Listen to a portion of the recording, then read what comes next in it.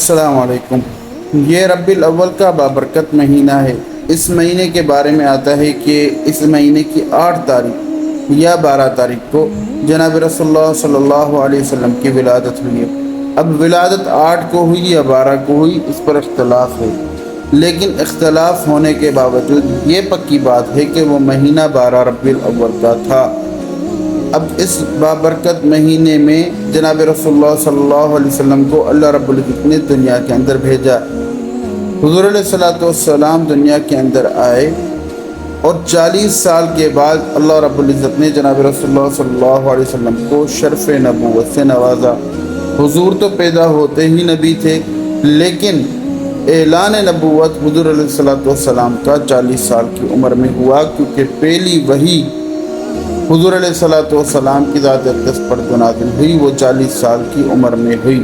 جب اللہ رب العزت نے جناب رسول اللہ صلی اللہ علیہ وسلم کو رسالت سے نوازا تو یہ وہ وقت تھا کہ ان لوگوں کے اوپر کوئی حکومت کرنے کو تیار نہیں تھا، یعنی مشرکین مکہ کے اوپر، کیونکہ کسی کا اونٹ یا کوئی اور جانور اگر کسی کے جانور سے پہلے پانی پی لیتا تو اس کے اوپر سالہ سال جنگ چلتی تھی، اور پھر کسی کے گھر بیٹی پیدا ہو جاتی تو اس کو زندہ درگور کیا جاتا تھا، بیٹی کو اس کو دفن کر دیا جاتا تھا زندہ۔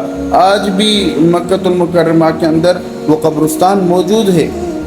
یہ ایسا عالم تھا کہ حضور علیہ الصلوۃ والسلام کو اللہ رب العزت نے شرف نبوت سے نوازا، اور پھر ایسے لوگ تھے کہ ایک دوسرے کے ساتھ جو جنگ چلتی وہ سالہ سال، کوئی 200 سال سے کوئی جنگ چل رہی ہے تو وہ چلتی ہوئی آ رہی ہے، اس کو ختم کرنے کا کوئی نہیں سوچ رہا۔ ایسے انا پرست لوگ تھے۔ ایسے لوگوں کے درمیان اللہ رب العزت نے جناب رسول اللہ صلی اللہ علیہ وسلم کو نبوت دے کر بھیجا، اور جب حضور علیہ الصلوۃ والسلام نے اپنی نبوت کا اعلان کیا تو نبوت سے پہلے یہ سارے مشرکین مکہ حضور علیہ الصلوۃ والسلام کو صادق الامین کے نام سے جانتے تھے کہ یہ سچے ہیں، یہ ایماندار ہیں، یہ جھوٹ نہیں بولتے۔ لیکن جب حضور علیہ الصلوۃ والسلام نے نبوت کا اعلان کیا تو سب سے پہلا پتھر جو مارا وہ چچا نے مارا۔ تو میرے بھائیوں، یہ ایسا عالم تھا، اور پھر حضور علیہ الصلوۃ والسلام نے محنت کی، اور 23 سال کی انتھک محنت کے بعد صحابہ کرام رضوان اللہ تعالیٰ علیہم اجمعین کی ایک جماعت تیار ہوئی۔ حضور اقدس صلی اللہ علیہ وسلم اپنی امت کے ساتھ جو محبت تھی حضور علیہ الصلوۃ والسلام کی، یہ حضور علیہ الصلوۃ والسلام سے پہلے کسی نبی کے اندر ایسی محبت نہیں ملتی، کیونکہ آپ دیکھیں جناب نوح علیہ الصلوۃ والسلام کی امت کے اوپر اللہ نے عذاب نازل کیا، اور وہ جناب نوح علیہ الصلوۃ والسلام نے اپنی امت کے لیے خود مانگا تھا کہ امت میری بات نہیں مانتی، اللہ رب العزت ان کو غرق کر۔ جناب لوط علیہ الصلوۃ والسلام کی خود گھر والی بھی عذاب کے اندر مبتلا ہو گئی، اس کے اوپر بھی عذاب آیا، سر پہ پتھر لگا، تو جناب لوط نے خود دعا کی تھی علیہ الصلوۃ والسلام نے، لیکن جناب رسول اللہ صلی اللہ علیہ وسلم کی شفقت کا کیا کہنا کہ طائف کے اندر 3 میل تک جناب رسول اللہ صلی اللہ علیہ وسلم فرماتے ہیں 3 میل تک طائف والوں نے مجھے دوڑایا، مجھے پتھر مارے، لیکن 3 میل دوڑانے کے بعد ان لوگوں کے لیے اللہ کے نبی علیہ الصلوۃ والسلام نے جو الفاظ کہے، فرمایا مجھے جانتے نہیں ہیں اس لیے یہ غلطی کر بیٹھے، اگر مجھے جانتے تو یہ غلطی نہ کرتے۔ ایسی شفقت امت کے اوپر حضور علیہ الصلوۃ والسلام فرما رہے ہیں۔ اور پھر حضور علیہ الصلوۃ والسلام ایک مرتبہ بیٹھے ہوئے ہیں، ایک یہودی کا جنازہ جا رہا ہے، حضور کھڑے ہو گئے، آنکھوں سے آنسو نکل آئے، صحابہ نے عرض کی رسول اللہ وہ تو یہودی ہے۔ حضور علیہ الصلوۃ والسلام نے فرمایا ہے تو یہودی ہے میرا امت، ہمیشہ ہمیشہ کے لیے جہنم میں جا رہا ہے۔ ایسی شفقت جناب رسول اللہ صلی اللہ علیہ وسلم کی اپنی امت کے اوپر۔ ایک مرتبہ حضور علیہ الصلوۃ والسلام راستے سے جا رہے تھے تو ایک بوڑھیا جو روز حضور سرور کونین صلی اللہ علیہ وسلم کے اوپر کچرا پھینکا کرتی تھی، ایک دن نہیں پھینکا تو حضور خود اس کے گھر چلے گئے کہ آج کیوں نہیں پھینکا۔ پتہ چلا حضور عورت بیمار ہے، حضور اس کے گھر گئے، اس کی تباہ پرسی کی، وہ عورت مسلمان ہو گئی۔ ایسے کئی واقعات ہیں میرے بھائیوں، میری بہنوں۔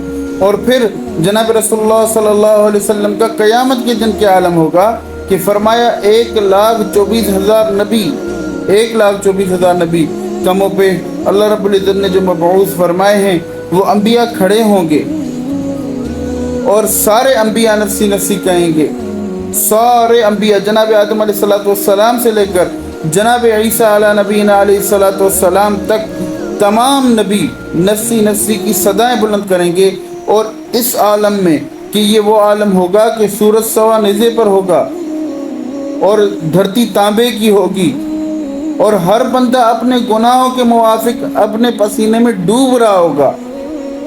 اور جناب ابراہیم علیہ السلام کہیں گے یا اللہ میں اپنے بیٹے اسماعیل کا بھی تجھ سے سوال نہیں کرتا، میری جان بچا۔ جناب عیسیٰ کہیں گے یا اللہ میں اپنی ماں مریم کا بھی تجھ سے سوال نہیں کرتا، میری جان بچا۔ اور پھر فرمایا جہنم ایک چیخ مارے گی جس سے سارے نبی اپنے گھٹنوں پر آ جائیں گے، یہ وہ عالم ہوگا۔ اور اس عالم کے اندر جب ساری دنیا کے انسان نفسی نفسی کہیں گے، ایک آواز آئے گی کہ یا رب امتی یا رب امتی یا رب امتی، یا اللہ میری امت، یا اللہ میری امت، یا اللہ میری امت۔ لوگ پریشان ہو جائیں گے، کون ہے جو اس وقت ایسے عالم میں امتی امتی کی صدائیں بلند کر رہا؟ اور پھر لوگ دیکھیں گے کہ میرے اور آپ کے نبی حضرت محمد صلی اللہ علیہ وسلم ہاتھ اٹھائے ہوئے آنکھوں سے آنسو بہ رہے، یا اللہ میری امت، یا اللہ میری امت۔ ایسے شفیق نبی، ایسے قدردان نبی، ایسے محبوب نبی اللہ نے مجھے اور آپ کو دیا کہ فرمایا کہ ہر نبی نے ایک دعا کرنی تھی زندگی کے اندر، ہر نبی نے وہ دعا کر لی۔ حضور علیہ السلام نے اپنے امت کے لیے وہ دعا بچا کے رکھی کہ قیامت کے دن ان کی شفاعت کریں گے۔ اور فرمایا کہ جب حضور اس دنیا سے جا رہے، رخصت ہو رہے، پردہ فرما رہے، تو جبرائیل علیہ السلام آئے کہ جی اسرائیل آئے ہیں، اندر آنے کی اجازت چاہتے ہیں۔ حضور نے اجازت دے دی۔ حضور اس وقت فرما رہے ہیں جب روح نکلنے والی ہے، فرما رہے ہیں کہ جبرائیل اللہ سے پوچھ لو میرے بعد میری امت کے کیا ہوگا۔ تو اللہ رب العزت نے جب تسلی دی کہ میرے محبوب ہم آپ کو راضی کر دیں گے، تو حضور نے فرمایا میں بھی تب تک راضی نہیں ہوں گا جب تک میرا آخری امتی جنت میں نہیں چلا جاتا۔